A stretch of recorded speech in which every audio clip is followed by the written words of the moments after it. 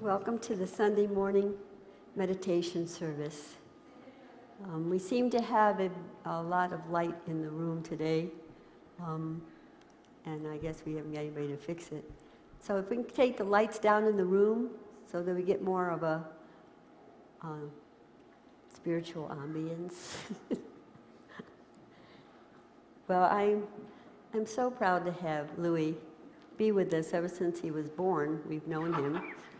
And Marcia was our piano player, his mom, when we first arrived, actually played the organ when we arrived at the little church on Pearl Street. I think it was 22nd or 21st in Pearl. But right. Oh, no. That was before E-Town. Before E-Town. Yeah. And then the second church is now the E-Town Studios. Right, which is continuing the great music, because we used to have all the local musicians playing at our church, so it all fit that E-Town would go into that church. But when we arrived in that little church that's on Pearl Street, it's not a little white building, and I think it's 22nd and Pearl or 21st. And there was a manse next to it that we stayed in, and Marcia was the organist. And she was so young. She was just she probably was what, 20, 19 or 20. So we're family. And Larry's been with us forever. We went and saw a show that he was part of. Did you help write that, Larry? No, I didn't. And he was such a great musician. He went up to after the show, and we asked him if he would join us at our church and be our accompanist, because Marcia couldn't do it anymore. And he's been with us for years and years and years. Do you know what year that was? That was 93. 93. Okay. I wasn't here on a full-time basis until 96. So we've had these people a long time, but we watched him grow up. So he's family. So we're going to do a call and response. So let's start.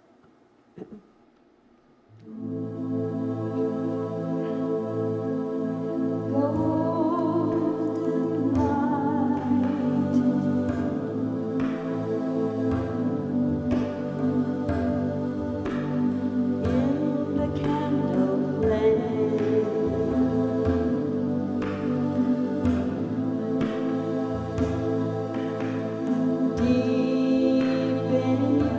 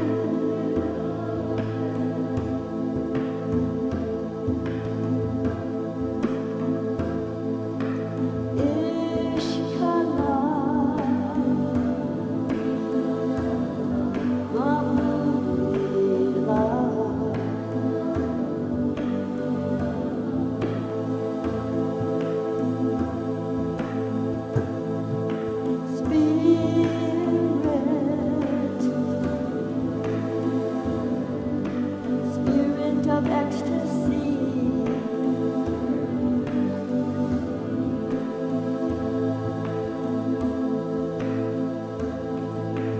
We are one.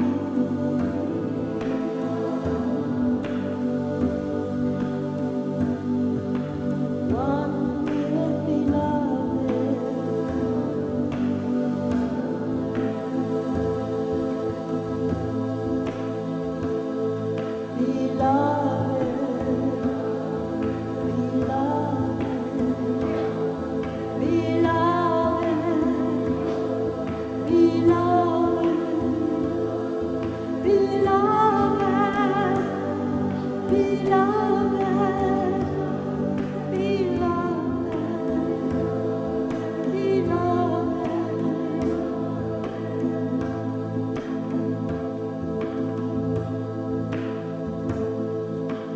Golden light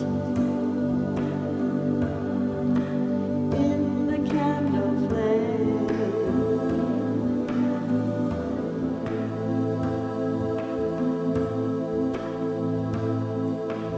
Deep in you, I feel the same.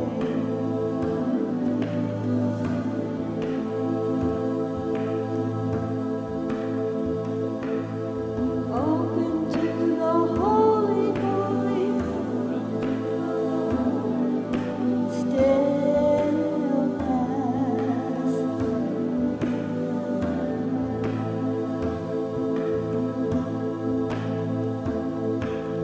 God is love, loving, beloved.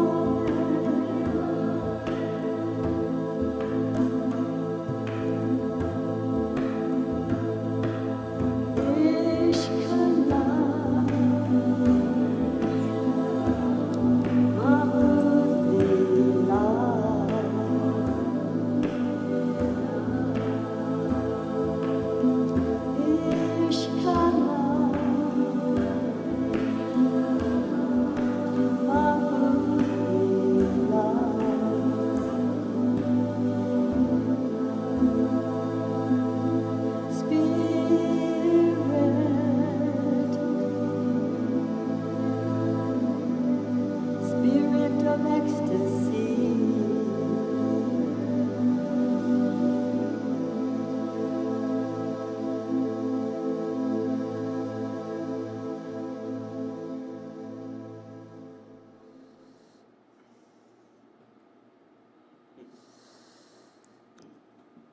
Good morning, everyone. Tomorrow is 4th of July, and I thought I'd talk about freedom, true freedom. On one Friday, many years back, I received a call at the office from a young man who was desperate to come and see me. And I agreed to see him that afternoon. And he'd been to the church quite often. And he came in and he wanted to shake my hand. He said, I want to shake your hand because you know the truth that makes people free. I shook his hand and he sat down. He was in his mid-20s. And I said, so what did you come and see me about? He said, well, I'm not free. My mother keeps hounding me, will not let me alone. I said, well, do you live with her? He said, no, no, no, I have my own apartment. She keeps calling my apartment, keeps calling me every day, and she won't leave me alone because she keeps demanding some payback of the $400 I owe her. And I said to him, well, isn't there some way you can arrange to pay her something every month out of your paycheck? And he said, no, no, no. I said, I don't work. I haven't worked for 3 years. I can't. I have a mental block to work. I said, you have a mental block to work? He said, yeah. He said, I actually get a state dispensation check every month because I'm psychologically not capable of working. It makes me angry. And this was like news to me. And here he's sitting here, and his hair is somewhat matted. He's looking rather unkempt and hanging out. And I was just blown away by the whole idea that the state is giving away my tax money to somebody who's physically well, but simply has a block to work. So I said to him, tell me something. Who cooks and washes the dishes in your apartment? He says, well, my girlfriend. And I said, who cleans the bathroom? He says, my girlfriend. She cleans the whole place. She's a Victoria's Secret model. She just does the swimsuit line for Victoria's Secret, and she only goes away a week at a time to do a photo shoot or some kind of video. And I said, and she cleans everything in your apartment, and she cooks. He said, yeah, she really takes care of me. She bought me a new Lexus.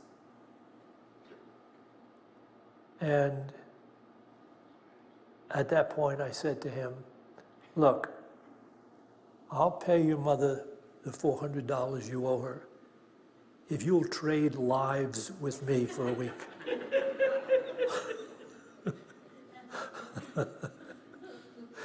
It's a somewhat true story. I added the Victoria's Secret girlfriend. I really had this guy that does get a state dispensation because he has a mental block to work. So we're talking about freedom today. We used to, back in the day, we almost always, around 4th of July during our Sunday service, we would sing this particular song. I'm not going to do the whole thing for you. I want to show you the lyrics in the first verse of this song. Can we have this first PowerPoint, please? This is the true freedom song. Freedom's not a state like Maine or Missouri. Freedom's not across some county line. Freedom's how you think about you. Freedom's in your state of mind. And then it goes on, the chorus is freedom, freedom, freedom, freedom. But I think that most of us have a misconception of what freedom actually is. When we think of freedom in a sense that has to do with, having all the material things that would seemingly make our lives work, and we'd be free of having to work and having to operate and do a lot of the things that we really not sure we want to be doing. So freedom, true freedom, is possible, but it requires spiritual practice that leads to a transformation in mind. A transformation in mind that transcends the illusionary concept of self and the false definition of life. So I don't know if there's any new people here today. There may be new people seated here today. When they hear that, it sounds way, way out there. But as you know, if you've been in unity a while, that's really what our journey through life is all about. So the plan goes that at some place in our physical lifestyle, we come to the realization that life isn't really as good as we would like it to be. That seeking the things from the world, the treasures and pleasures of the world, and even though we may wind up getting some of those treasures and pleasures, doesn't fulfill us.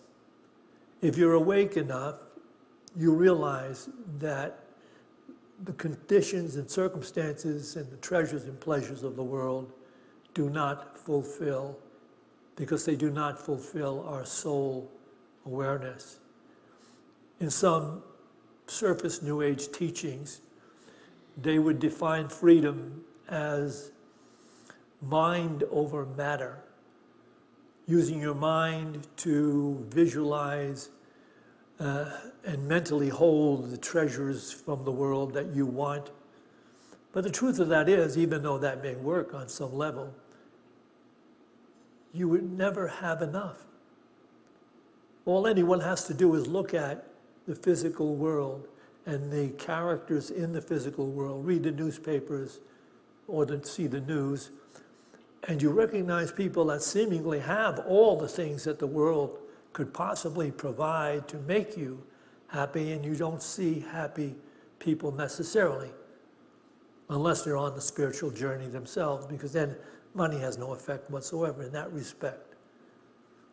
But you realize that freedom is not a state like man in Missouri. It's not treasures built up. Freedom is a state of mind developed by taking to task our initial state of awareness, in which we naturally interpreted ourselves as being strictly physical beings in a world of physical phenomena. And it seemed apparent to us that the way to freedom was to gain those things from the world that would free us from having to work, having to do things we don't really want to do, having to have relationships with some people we don't want to be with.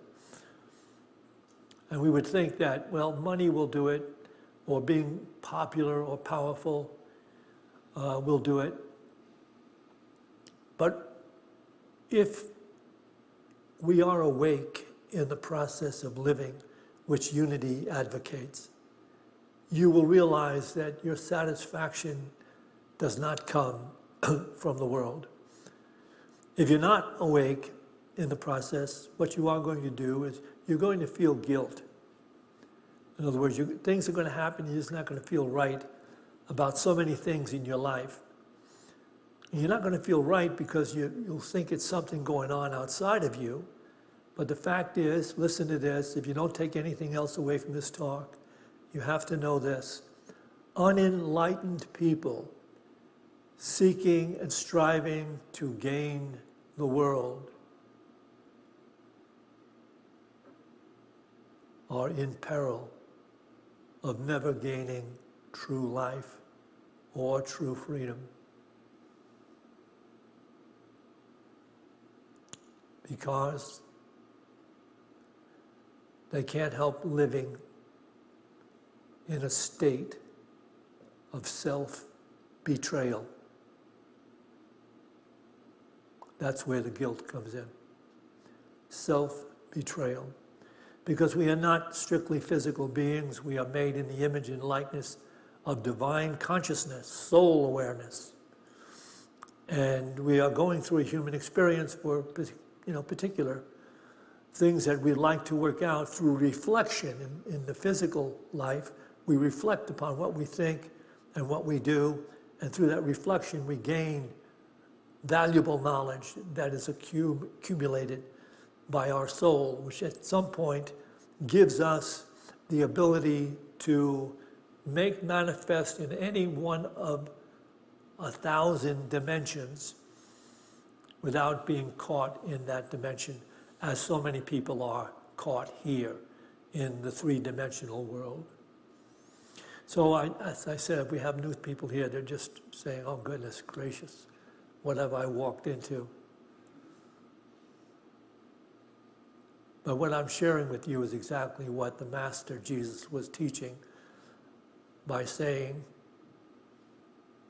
the kingdom of God, the heaven, the happiness, the joy, the peace, and the love is within you. It's already there.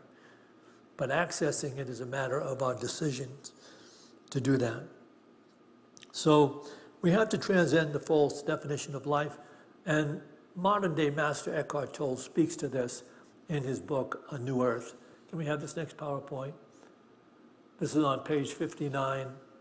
Most people are so completely identified with the voice in the head, the incessant stream of involuntary and compulsive thinking, and the emotions that accompany it, that we may describe them as being possessed by their mind. As long as you are completely unaware of this, you take the thinker to be who you are. This is the egoic mind.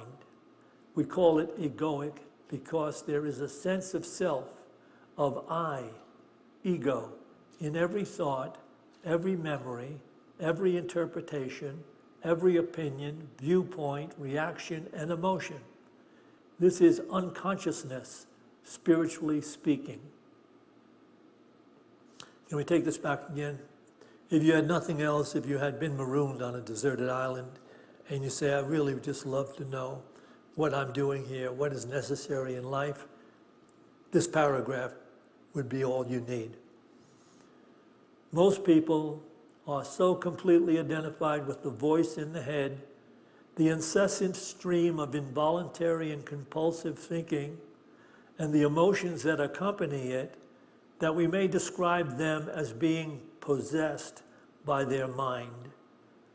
As long as you are completely unaware of this, you take the thinker to be who you are. This is the egoic mind. We call it egoic because there is a sense of self, of I, ego, in every thought, every memory, every interpretation, opinion, viewpoint, reaction, emotion. This is unconsciousness, spiritually speaking. It means you're not awake in living. You're living in this limited level of existence, and you're not coming to fulfillment. Although you keep seeking it, you never can come to fulfillment until it dawns on you the conflict, the insanity, the useless, unnecessary suffering that comes from egocentric awareness. When you begin to recognize this, you'll recognize the underlying sin of everything in the world. The underlying error that allows people to think things and do things that they would not have someone think about them or do to them, because the illusionary concept of self in your perception isolates you from the rest of life and allows you to actually believe that you're separate from everything around you. And that's why it's possible for someone to become completely limited, fear-driven, angry, upset, manipulative, and evil. Because you think the thoughts you hold have no effect upon your life. Unreal. The thoughts we think are affecting our lives every single moment. And the actions we take are affecting our lives every single moment. Because in the unenlightened state, we're living in the illusion of being separate. That is only an illusion. It is the illusion that denies us peace of mind, health, happiness, joy, true freedom. And now you have to ask yourself, is it possible that what is being said is true? is that possible? Because you can't think of the possibility of that. If you can't see that there's a way to transcend the thinking that you were born, raised, and educated in, if you don't see the possibility in that, you're not likely to take to task your own awareness, which is required. At some point in our evolution through this world, we have to take to task our own awareness, and thereby begin to experience a peace that surpasses the understanding of the world, a joy that is not contingent upon conditions and circumstances in the world. That's our calling. That's our endeavor. Our spiritual practice then has to do with transcending the false or illusionary concept of self, being strictly a physical body in a world of separate physical others, and transcending the false idea of life, that life is about gaining the treasures and pleasures of the world. We all go through that, and there's nothing wrong with the treasures and pleasures of the world. The only thing is, they must ultimately take a second place to your state of mind, so that you're living above the thinking and beyond the thinking of the world in which you were born, raised, and cheated out of happiness and peace. Norma and I just adopted a puppy. Ma'am, if you're listening to this, and she probably isn't,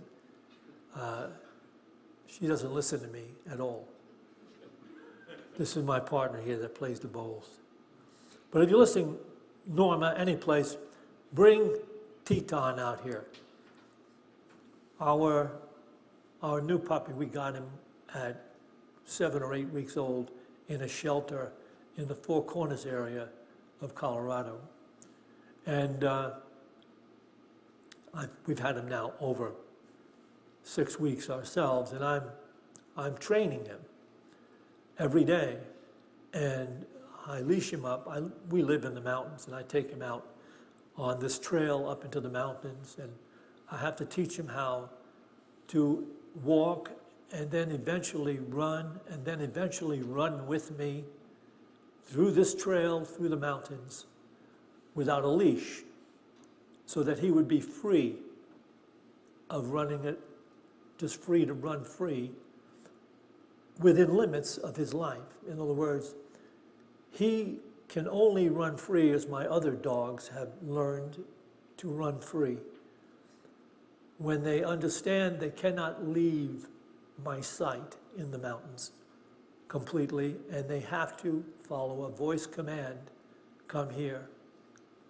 And that's necessary for them at all times, because there are mountain lions where I live, there are bears, and there are, on the first part of that road that I come up to get to the trail, there are cars, and I must train them to be able to come to me whenever I'm with them, even in the city or any place like that. But you should see how this young puppy was so rebellious to this whole thing that when I first started out with him, he would just jump up and bite the leash and hang on to the leash. And I have treats with me. I have little treats. And I take his paw and I open it up. You go, oh, here he is. I have to introduce him to you. Tibetan, come here. You can see he's part Great Dane and part, no, he's not. He's a sweetie though. But I had to, he will bite the leash.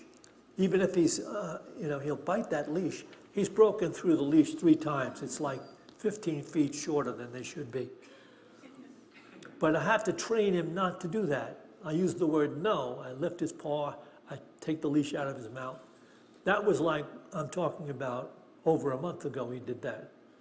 He would stop And then I'd get him to go with treats. I'd go a little ways up the road, have a treat for him. He'd run free up the road. And this was tedious, but it's what you have to do to get them to eventually come with you with the leash without jumping on the leash. And I've got him there now. I have him running free beside me through the mountains. And it's taken about 6 weeks to do that, with treats all along the way. It's a tedious deal, everything. But the rebellion in him, in those first few weeks, was incredible. He would stop all along the way, and he'd shut, his ears would go back, and he'd look at me. He'd not want to do what I wanted him to do. And he would stand there until I had to offer him a treat. And now I want to use this story as an analogy about our relationship to God.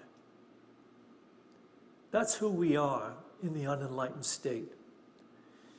We can have freedom, but we don't have full license to do whatever we want to do. And there is a something, you can call it an unseen presence. Here it is. Here's the hard part coming up, because the world is totally fear-driven by the fact that made in the image and likeness of God holds us in an awareness that we are interconnected with everything that is in the world, interconnected with it. And that presents us with the most feared word in all of Western culture, conscience. Your conscience is there. It is the leash I have to put on Teton to let him know you can't go beyond this level. You have to return to me at a certain point.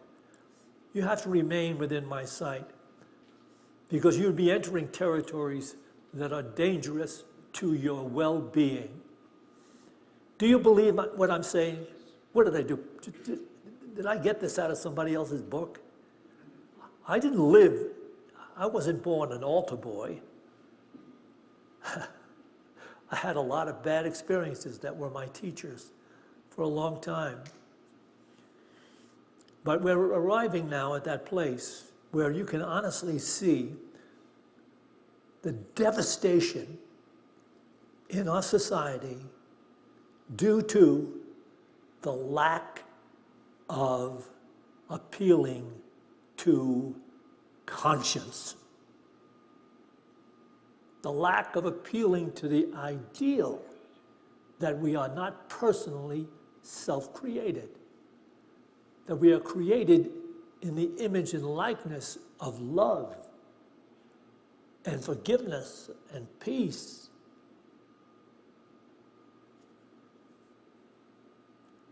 And so we must, like my puppy thought at first, how difficult it is, this kind of discipline that's required to take to task one's own awareness. I'm going to share something with you, though, that is very, very wholesome, and it works completely. Can we have this next PowerPoint, please? You can read this in the Course in Miracles text 122, in the new edition of the Course in Miracles 132. The whole purpose of this course is to teach you that the ego is unbelievable and will forever be unbelievable. You who made the ego by believing the unbelievable cannot make this judgment alone. By accepting the at-one-ment for yourself, you are deciding against the belief that you can be alone. Thus dispelling the idea of separation and affirming your true identification with the whole kingdom as literally part of you. This identification is as beyond doubt as it is beyond belief. Your wholeness has no limits because being is infinity. Can we have this back again, please? The whole purpose of this course is to teach you that the ego is unbelievable and will forever be unbelievable. You who made the ego by believing the unbelievable cannot make this judgment alone. By accepting the at-one-ment for yourself, you are deciding against the belief that you can be alone, thus dispelling the idea of separation, that you are strictly a physical body in a world of separate physical others, and you must do everything you can to defend and protect yourself against the slings and arrows of outrageous fortune, and affirming your true identification with the whole kingdom as literally part of you. When your mind rises into the awareness that there is this divine intelligence present and available in every given moment, you say, where is God in all this? Where is God in all this? God is everywhere, present in every moment. Your mind, therefore, has to learn how, listen to it, be present in the moment, so that you can be appropriate to the subtle guidance of this omnipresent intelligence that is life itself, that is freedom, acknowledging, aligning with, and following the impulse of the presence of God in every moment, in every place, in every condition. Taking all of the treasures and pleasures of the world and making them second. Doesn't mean you can't have a fully creative, wonderful life and have all the things really that work well to have it in the world. It's just that you can't become mean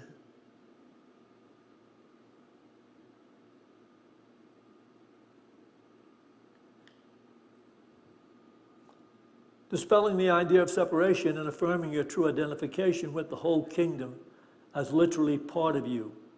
This identification is as beyond doubt as it is beyond belief. Your wholeness has no limits because being is infinity. I'm going to conclude this with this final quote.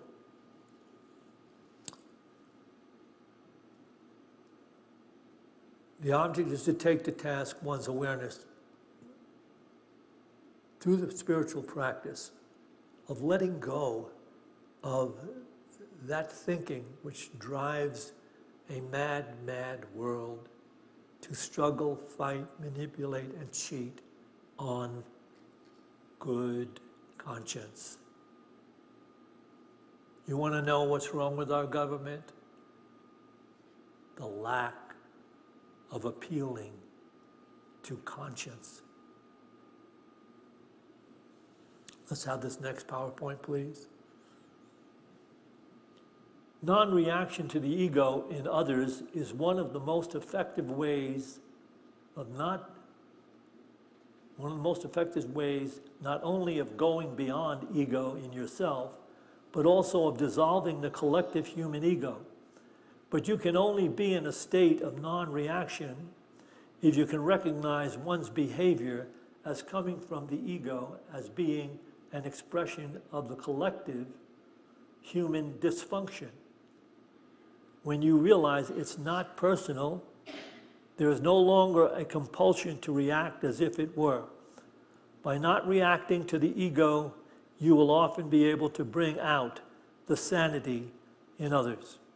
I'll take this quickly once again, please. Non-reaction to the ego in others, this is a spiritual practice that will work and work every time.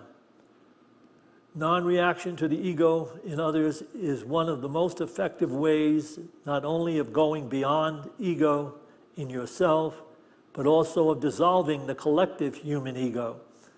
But you can only be in a state of non-reaction if you can recognize one's behavior as coming from the ego, as being an expression of the collective human dysfunction.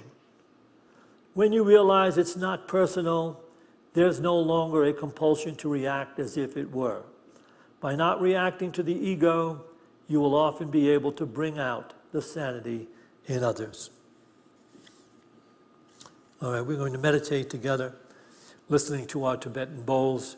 When we get to a certain place, I'm going to lead a guided meditation, And Josh, if you can give me that guided meditation music we used last Sunday, that would be good. But let's listen to the bowls and become present with the miracle of being alive.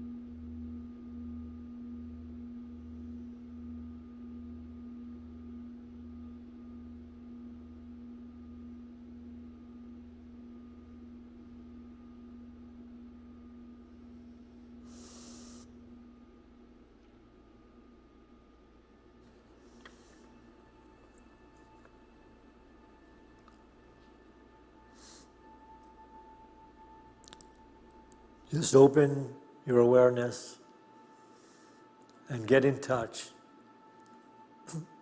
with the truth of these statements. Trusting your brothers and sisters is essential to establishing and holding up your faith.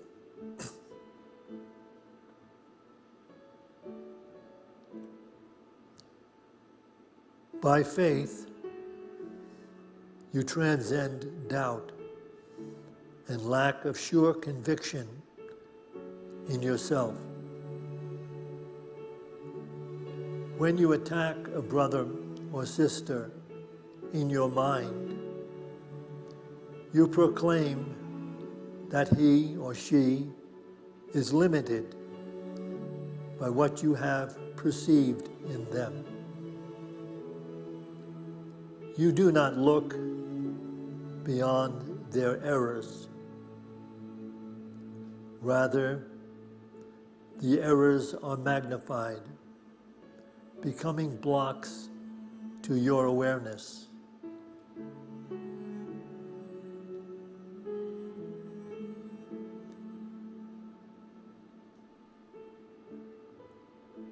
Perception has a focus.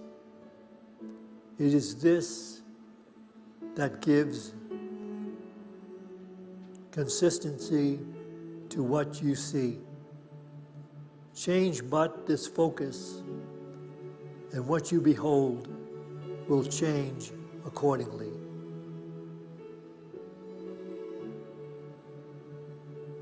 Trusting your brothers and sisters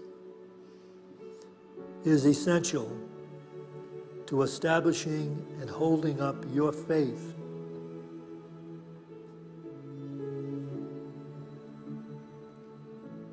By faith, you transcend doubt and lack of sure conviction in yourself. When you attack a brother or sister in your mind, you proclaim that he or she is limited by what you have perceived in them. You do not look beyond their errors. Rather, they are magnified, becoming blocks to your awareness of the self, the true self, the divine self. Perception has a focus. It is this that gives consistency to what you see. Change but this focus, and what you behold will change accordingly. Your vision now will shift to give support to the intent which has replaced the one you held before. This faith receives its only sure support from what you see in others past their sins. For their mistakes, if focused on, are witnesses to sins in you, in your mind, and you will not transcend their sight and see the sinlessness that lies beyond. Therefore, in practicing today, we first let all such little focuses give way to our great need to let our sinlessness become apparent.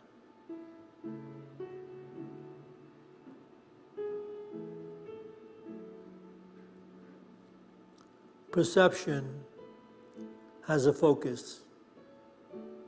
It is this that gives consistency to what you see, whether you see illusions of separation, fear, conflict, and hate, or you see the opportunities to recognize the soul of peace, the joy of presence in the knowing that all are one with God. This faith receives its only sure support from what you see in others past their sins. For their mistakes, if focused on, are witnesses to sins in you, the errors in your mind, and you will not transcend their sight and see the sinlessness that lies beyond. Be still and know the divine presence is ever with us, ever there. When we release the incessant, fear-motivated thinking of the mind.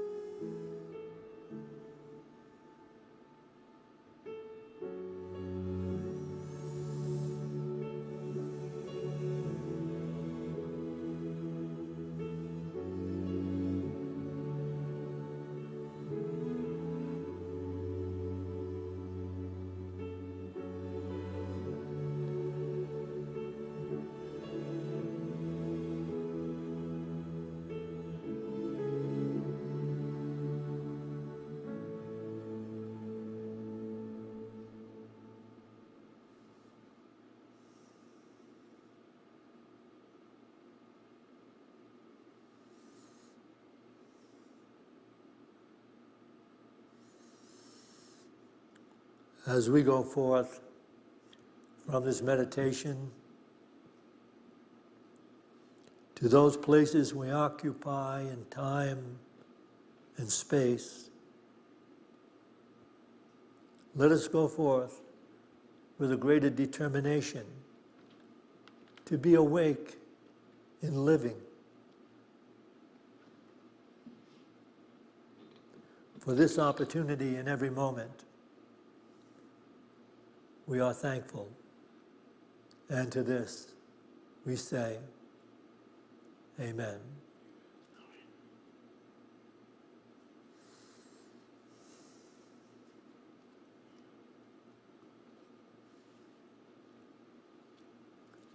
We will take an offering for unity now. And those of you that are watching online, yeah, I think you can scroll down to a place that says donate, and it will show you the different ways you can donate to Unity of Boulder. Or you can, in any one of these fashions, donate to Unity of Boulder.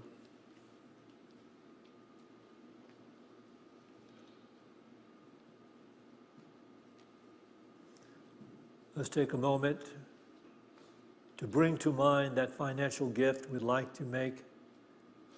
And let's bless it with this offering prayer. Divine love, through me, blesses and multiplies all that I have, all that I give, and all that I receive, because I give. And so it is.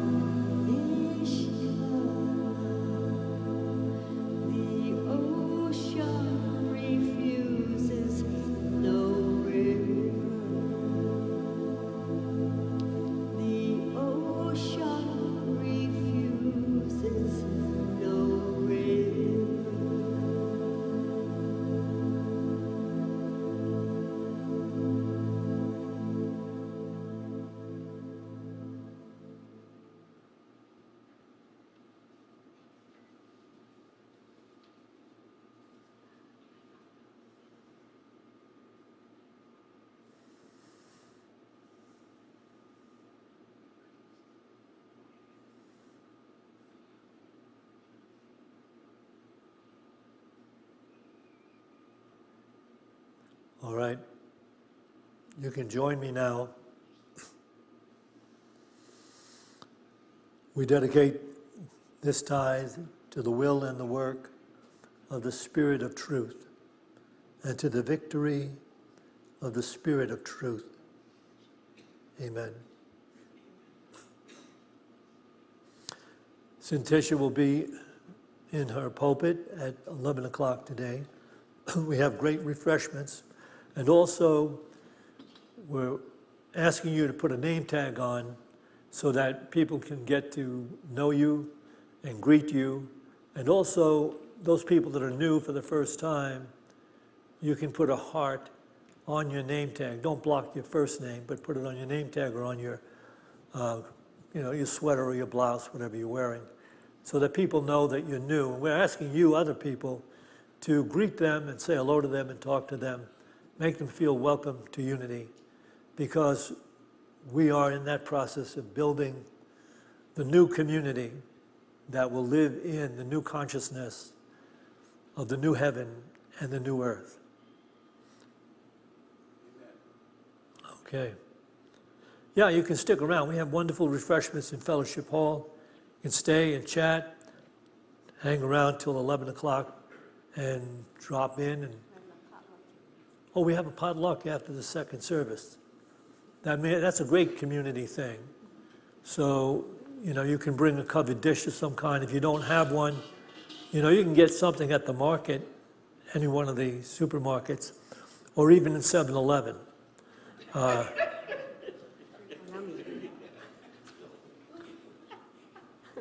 There are things you can buy at 7-Eleven. Cigarettes. No. Ding dongs. Maybe I'm wrong. Maybe you can't. There's no food in there. But just bring something. If you can't bring anything, come anyway. We love to have you. We want people to start to share and be awake in this divine consciousness together. So, have a beautiful day.